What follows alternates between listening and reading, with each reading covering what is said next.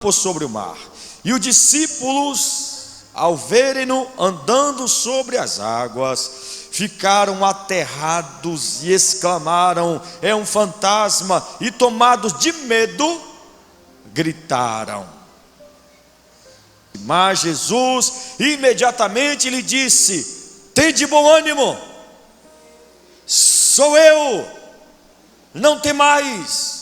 Respondendo-lhe Pedro disse: se és tu, Senhor, manda-me ir ter contigo por sobre as águas. E ele disse: vem. E Pedro, descendo do barco, andou por sobre as águas e foi ter com Jesus.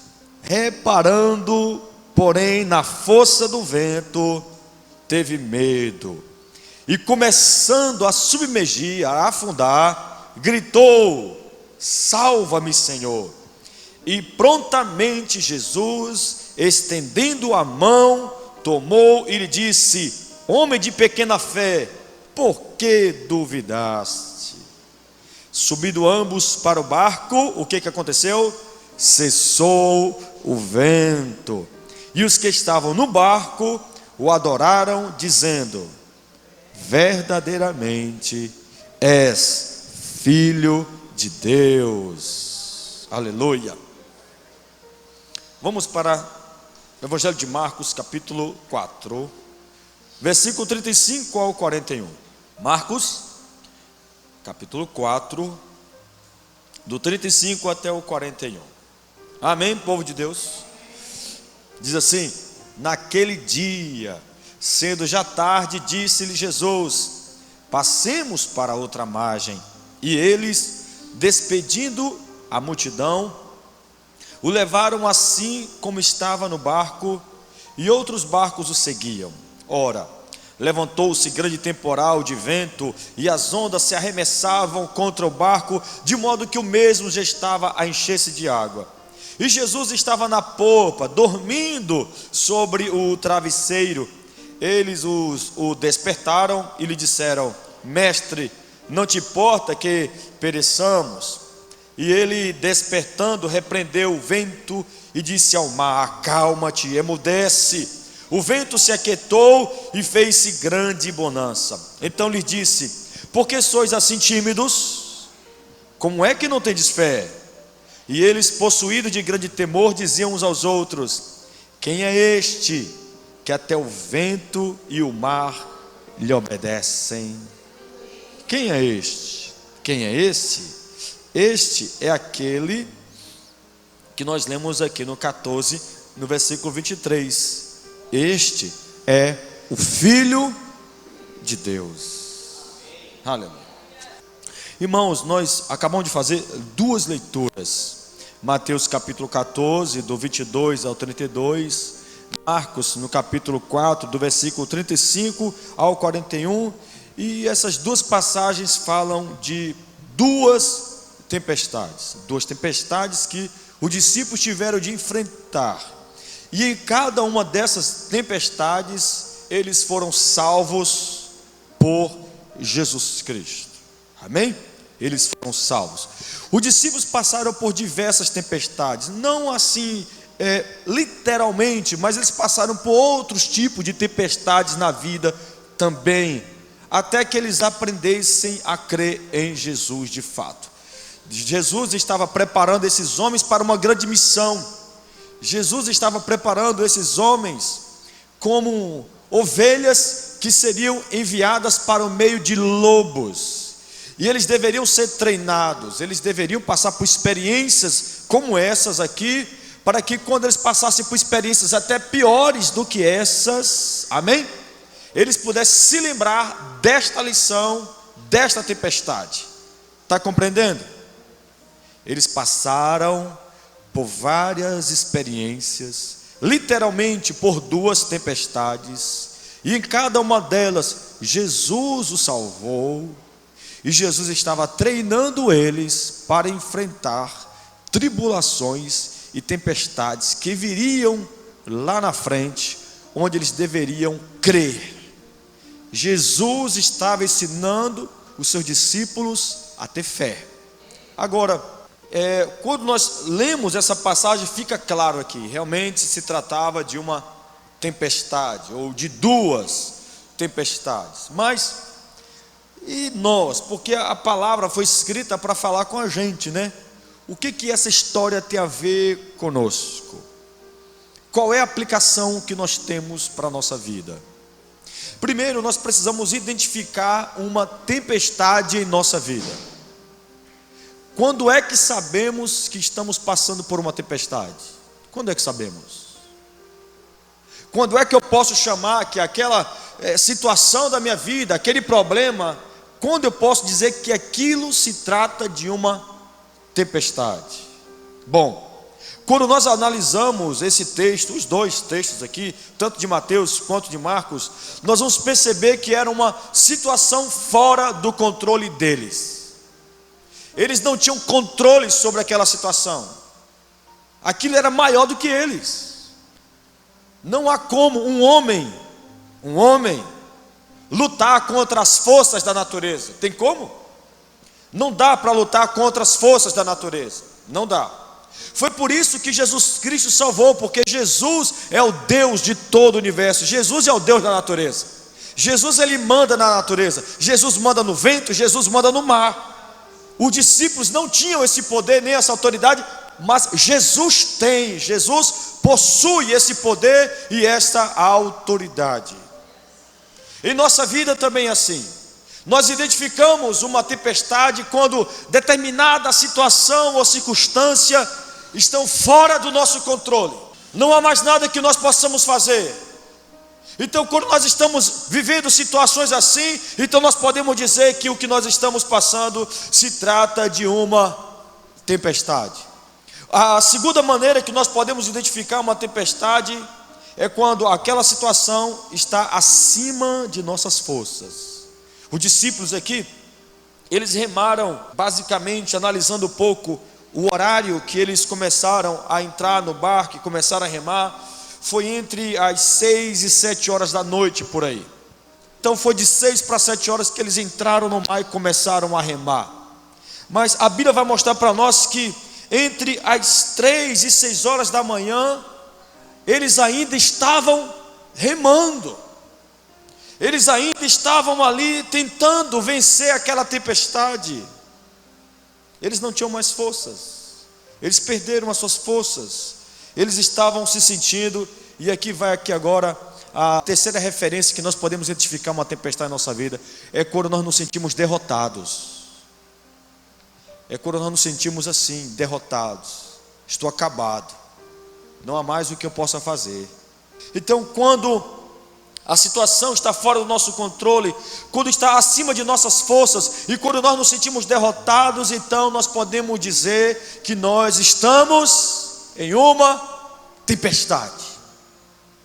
Então, eu acho que é fácil identificar uma tempestade, amém? Acho que é fácil. Dá para identificar uma tempestade. Agora, a segunda parte aqui agora é que é mais difícil. O quê? O que fazer numa tempestade?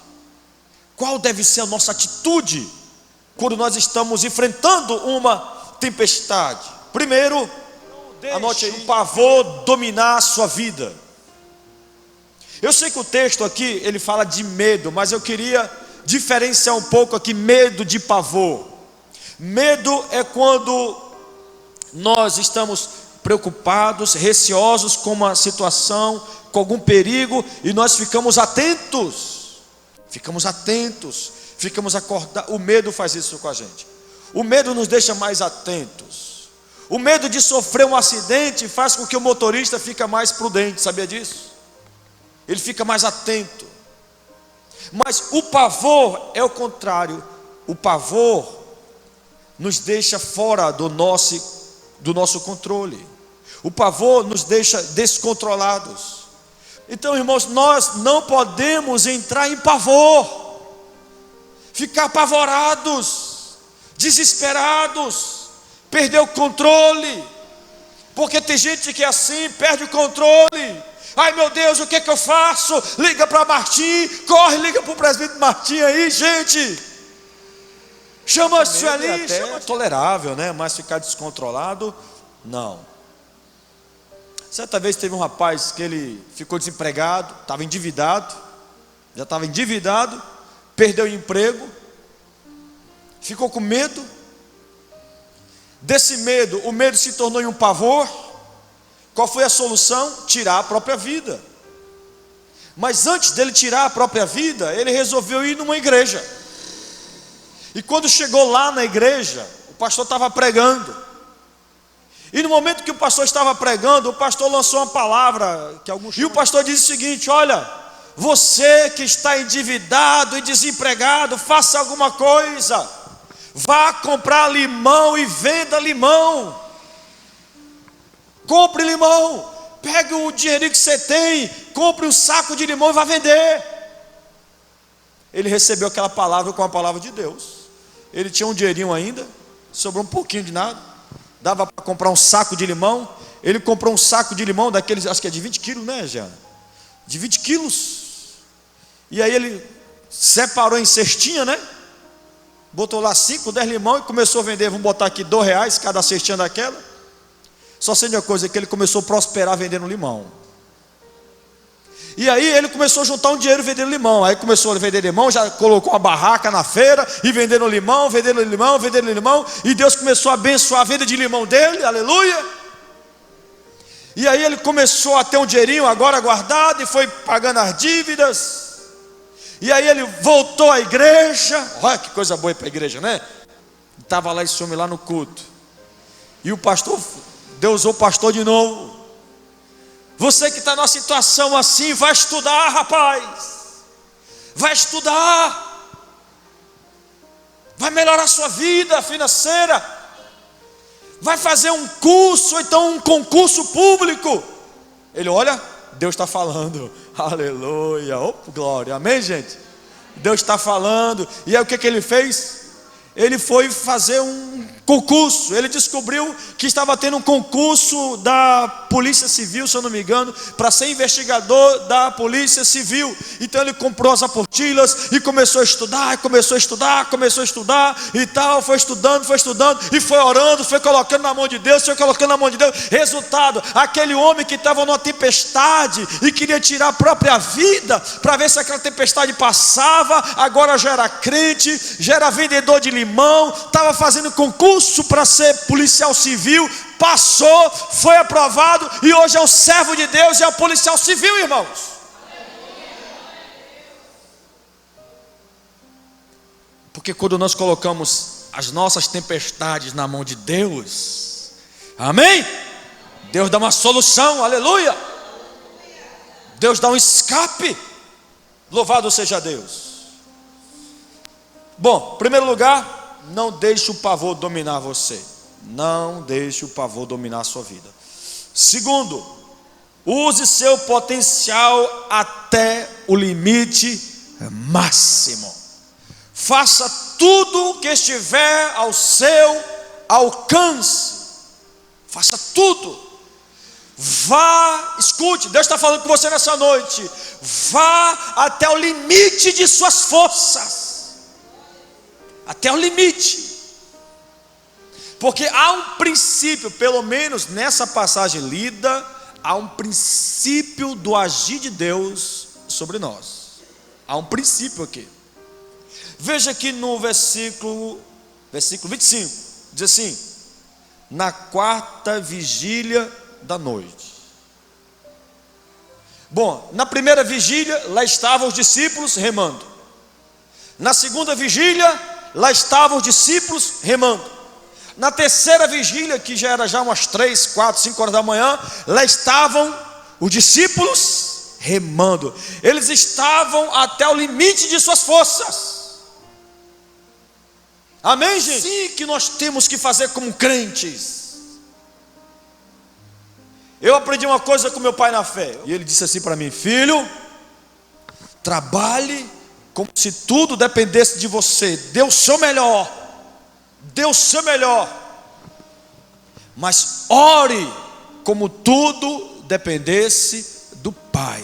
Essas duas linhas aí. Trabalhe como tudo dependesse de você e ore como tudo dependesse de Deus. Se você der o seu máximo, se você der tudo que você tem, todas as suas forças, e for até o limite delas, E quando você chegar até o seu limite, você colocar isso na mão de Deus, aleluia, você orar, batalhar em oração, aleluia. Há uma grande possibilidade, não estou garantindo aqui nada, mas uma grande possibilidade de você experimentar o milagre de Deus na sua vida. Vá até o seu máximo, dê o seu melhor. Aleluia. Por quê, irmãos? Porque há um princípio aqui no versículo 25, onde aquilo que nós queremos na primeira vigília não vem, aquilo que nós queremos na segunda vigília não vem, aquilo que nós queremos na terceira vigília não vem. E por que não vem? Porque ainda nós temos força. Enquanto nós estivermos força, o que é para vir na quarta vigília não vem. Você está entendendo aí, irmão? É quando nós estamos lá batalhando, e coloca currículo em um lugar, coloca currículo no outro, e sai, quando você terminar de colocar currículo em todas as empresas de Salvador, e você fala: Pai eterno, não tem mais onde eu colocar currículo não, Pai eterno, e agora? Já fui na primeira vigília, já fui na segunda vigília, já fui na terceira vigília. Quando você der tudo que você tem, aleluia, quando você der o seu máximo, quando você for até o seu limite, ao último limite, e você dizer: já fiz tudo que eu podia fazer, não há mais nada que eu possa fazer, já não tenho mais forças, já estou completamente no meu limite. Aí a quarta vigília da noite chega. Irmãos, eles remaram a noite toda, foram 9 horas remando, mas chega um momento que os braços cansam, não dá mais para remar, não dá mais. E é quando os braços cansam, onde não dá mais para remar, é que o versículo 25 entra em ação na nossa vida. Mas para o versículo 25 entrar em ação na nossa vida, ele tem que olhar para nós, aleluia. O versículo 25 tem que olhar para nós na primeira vigília e ver você remando, tem que olhar para nós na segunda vigília e ver você remando, tem que olhar para nós na terceira vigília e nos ver remando, até ficarmos completamente exaustos, cansados e sem forças. E quando estivermos completamente exaustos, sem forças, aleluia, aí vem o versículo 25 e diz: na quarta vigília da noite foi Jesus ter com eles. Aleluia. É quando nós estamos, irmãos, numa tempestade e nós damos tudo que a gente pode, né? Nós batalhamos com tudo que a gente pode, fazemos tudo que podemos fazer, usamos tudo que nós temos ao nosso alcance. E quando nada disso resolve, aleluia, aí nós temos esse versículo para trazer para nós um pouco de descanso, um pouco de paz, mas acima de tudo, esperança. Esperança.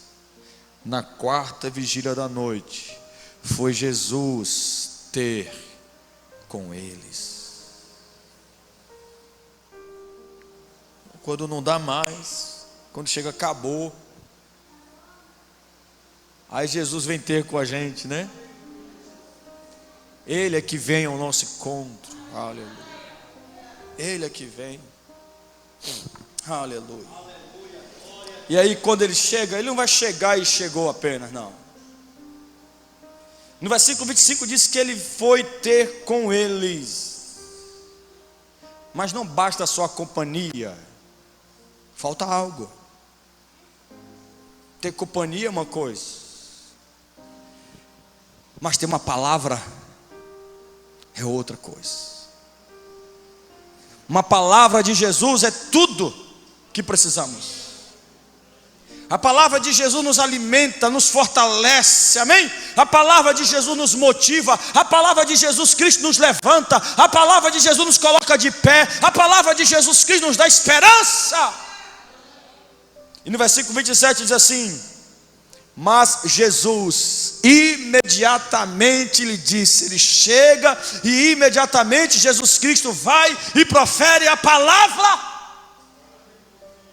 E esta é a mesma palavra que Jesus Cristo profere para a sua vida aqui nessa noite. Jesus Cristo diz assim, ó: tem bom ânimo, sou eu, não temas. Tem de bom ânimo, tenha coragem, aleluia. Tenha coragem.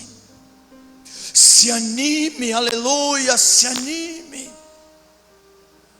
Espiritualmente falando, se coloque de pé. Tenha bom ânimo. E por que temos que ter essa coragem? Por que temos que ter esse ânimo? Porque quem está conosco, quem acabou de chegar, e na verdade já faz 2000 anos que ele chegou, aleluia, é Jesus Cristo. Ele está dizendo, sou eu.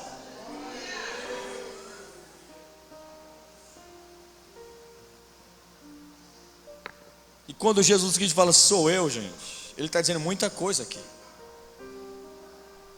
Quem era Jesus para os discípulos? Naramachore canta lá. Jesus para os discípulos é aquele que transformou água em vinho.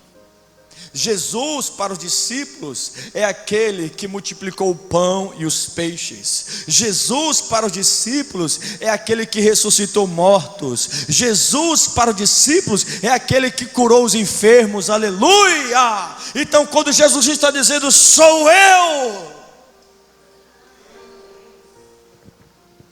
ele está dizendo, olha, eu sou aquele que veio ao mundo, aleluia, como filho de Deus para a terra. Eu sou o Deus de vocês, eu sou o todo-poderoso, eu sou o soberano, eu sou tudo aquilo que vocês precisam, sou eu.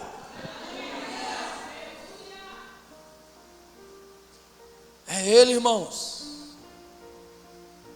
é Ele. É o nosso Jesus, que nunca nos deixa só, que nunca nos abandona, aleluia. Todo mundo pode nos abandonar, irmão, mas Ele não faz isso não, irmão. Aramachore canta lá. E aqui agora nos leva ao terceiro ponto. O que fazer na tempestade? O que fazer é não temer. Jesus que disse, tenha bom ânimo, sou eu, não temas. Dizem que há 365 vezes essa frase na Bíblia, não temas. Ou seja, é um para cada dia do ano. Não temas. O que significa essa palavra? Não tenha medo, não se preocupe. E aí Jesus Cristo vai dizer, olha, não temas, ok, não é para você temer. Agora o que é para vocês ter, que vocês não têm? No versículo 40, em Marcos 4, no versículo 40, diz assim, então lhe disse, por que sois assim tímidos? Por quê? Como é que não tendes fé? Jesus está dizendo para os seus discípulos, como é possível vocês não terem fé? Vocês já viram eu fazer tantas coisas, eu já mostrei para vocês através dos milagres, que eu sou Deus. Como vocês podem ainda não ter fé? Como vocês podem ainda não crer? Irmãos, não há necessidade de Jesus fazer os mesmos milagres que Ele já fez no passado, não há necessidade. A necessidade agora é você crer que aquilo que Ele fez lá no passado já é suficiente para você ter fé nele. Eu não preciso crer em Jesus através dos milagres, porque através dos milagres Ele já provou que Ele é o Cristo. Para me confiar em Jesus, eu não preciso que Ele faça hoje os mesmos milagres que Ele fez no passado. Eu não preciso, porque eu creio na Bíblia. A Bíblia não é um livro fantasioso, a Bíblia não é um livro folclórico. A Bíblia é a palavra de Deus, é a verdade, é um testemunho vivo das obras de Jesus Cristo na terra. Eu não preciso que Ele faça de novo o que Ele já fez, eu só preciso crer que Ele fez. Naramachore canta lá. Naramachore canta lá. E através daquilo que Cristo já fez, é claro que se Ele quiser fazer de novo, Ele vai fazer de novo. Mas a única coisa que Ele quer é essa: tenham fé. Tenham fé, aleluia.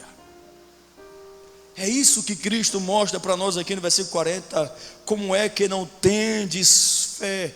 Jesus está repreendendo eles, mas também está trazendo para eles uma revelação, uma luz. Jesus está acendendo uma luz para eles.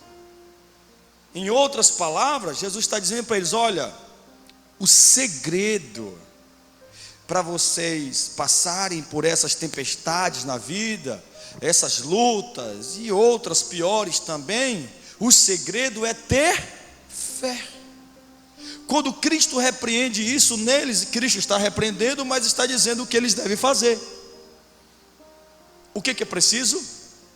Ter fé. Ter fé. Crer no cuidado dele. Aleluia. E aí nós vamos voltar para cá para ver essa mesma repreensão e essa mesma orientação no versículo 31 do capítulo 14. Amém? E prontamente Jesus, estendendo a mão, veja que até mesmo nossa fraqueza e nossa incredulidade, Jesus não deixa de nos ajudar. Aprende isso. Jesus Cristo nos ajuda mesmo quando falta fé. Então vamos aí acabar com essa doutrina dizendo que Jesus só faz alguma coisa quem tem fé. Não, Ele nos ajuda mesmo quando nos falta fé. E quando Ele nos ajuda mesmo quando nos falta fé, Ele vem e diz para nós: ó, mas tenha fé. Você tem que ter fé. Veja o tamanho da graça de Jesus. Dá para ver o tamanho? Dá para você perceber aqui a dimensão da misericórdia de Jesus? Ele nos ajuda porque aqui Jesus Cristo estendeu a mão. Jesus, quando viu a dúvida de Pedro, porque ele repreende aqui no final do texto: por que duvidaste? Pedro duvidou ou não duvidou? Duvidou. Mas Jesus deixou ele morrer? Jesus deixou ele afundar? Não, Jesus foi lá e ajudou ele a si mesmo. Nessa fase da minha vida difícil, que foram 2 anos terríveis, às vezes eu murmurei sim, murmurei. Teve momentos que eu até duvidei das promessas de Deus para a minha vida, mas Ele nunca deixou de me ajudar por causa disso. Ele nunca deixou de efetuar na minha vida por causa disso. Ele me repreendia, eu ia na igreja e cajado lá descia em mim, amém? Descia, eu aprendia aquilo ali, depois, sabe, alguma coisa acontecia comigo, eu acabava duvidando de novo, mas Ele sempre me ajudou. Eu creio que é assim com vocês também. Em momento de fraqueza, Ele estava lá. Em momento que você recuou, Ele estava lá. Mas há uma recomendação aqui, gente. Ele não quer nos ajudar o tempo todo na dúvida, nas incertezas e nas preocupações, não. Ele quer nos ajudar de outro modo também, porque esse outro modo alegra o coração do Pai. Alegra. E qual é a alegria do Senhor? A alegria do Senhor é a nossa força. Vamos repetir isso? A alegria do meu Deus é a minha força. Diga para o seu irmão: a alegria do Senhor é a tua força. A tua força, irmão. Aleluia. Essa força aqui, irmão, não é só força, sabe, de esforço humano, mas é força de fé. Amém? De fé. Quando nós temos uma atitude de fé, Deus se alegra. A gente entristece tanto Deus, irmão, tanto Deus, que a Bíblia diz que Deus sente indignação todos os dias. Vamos parar, humanamente falando, de entristecer Deus e vamos mais alegrar o Pai. Como? Tendo atitude de fé, nos posicionando com fé. Aleluia. Eu, que sou pastor da igreja, eu amo ver minhas ovelhas tendo atitude de fé, quanto mais Deus. Cheguei hoje aqui na igreja, tinha uma irmã mesmo aqui que estava, sabe, daquele jeito, passando uma luta terrível na vida. Mas onde é que ela estava? Ela poderia estar lá no WhatsApp, na internet, enchendo a mente dela com bobagem, com besteira, mas não. Em vez de encher a mente com besteira e com bobagem, estava no joelho, aleluia.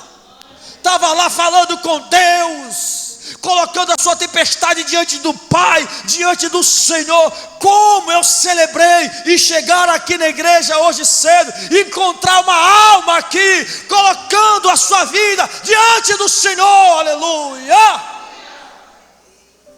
Falei, Pai, espalha esse negócio aí, Pai. Aí vim para o meu gabinete e falei, Deus, o que o Senhor está fazendo na vida dessa irmã? Para ela chegar aqui cedo e orar, faz na vida de todo mundo. Se o povo não quer orar na bonança, que ore na tempestade. Manda a tempestade aí, Pai, se for necessário. Se for necessário, bota esse povo aí na tempestade para orar, para buscar, para chegar aqui na igreja e se derramar na presença do Pai, e chegar em casa e se derramar na presença do Pai. Aleluia. É bem melhor nós estarmos na tempestade, irmão, mas nós estamos ali, ó, com Deus, ali na intimidade com Deus, do que a gente está numa vida boa, mas não está diante do Senhor. E eu disse para essa irmã, minha irmã, se alegre, porque você está diante do Pai. Se alegra, você está diante do Senhor. Você está orando, você não precisa fazer mais nada. Mais nada. Continue fazendo o que você está fazendo. Aleluia, aleluia.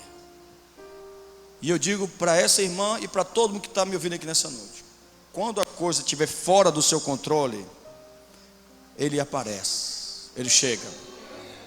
Quando a coisa requer algo mais forte do que você para resolver, então quem aparece é Ele.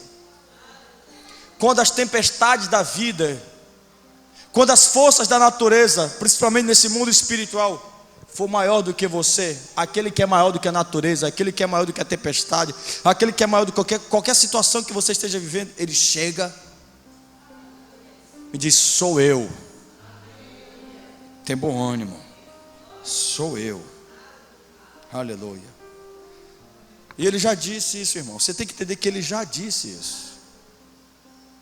E agora eu quero consertar algo que eu falei aqui. Na verdade não é consertar não, mas só para você entender melhor.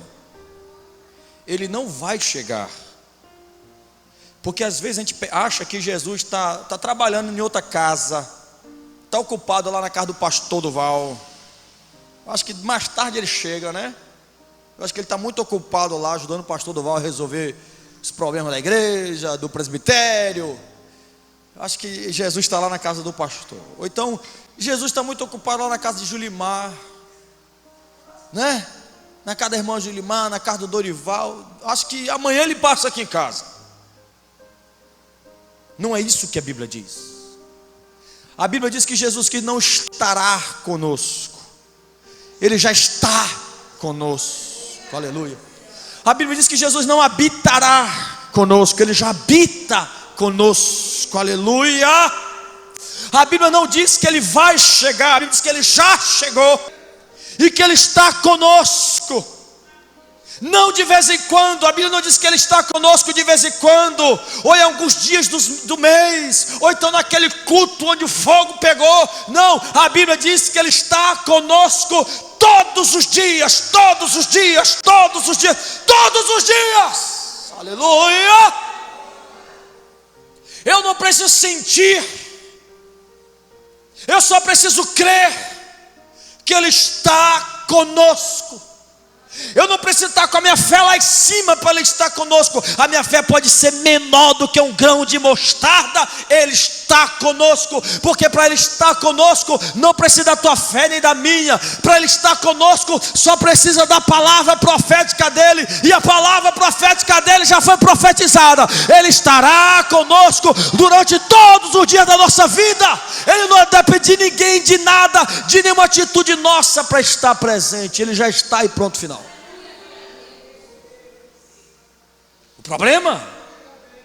O problema é que você não consegue tomar posse disso. Esse é o problema. O problema é que você vive como Jesus Cristo estivesse longe. Esse é o problema. Você acha que Ele só está perto quando você está orando, ou quando você está aqui na igreja, naquele louvor maravilhoso. Não, quando tu está lá, irmão, nervoso dentro de casa, Ele está lá. Ele está lá. Portanto, creia que Jesus Cristo está com você em qualquer hora, em qualquer lugar e em qualquer situação. Ele está presente. Se utilize da presença de Jesus. Tome posse da presença de Jesus Cristo na tua vida.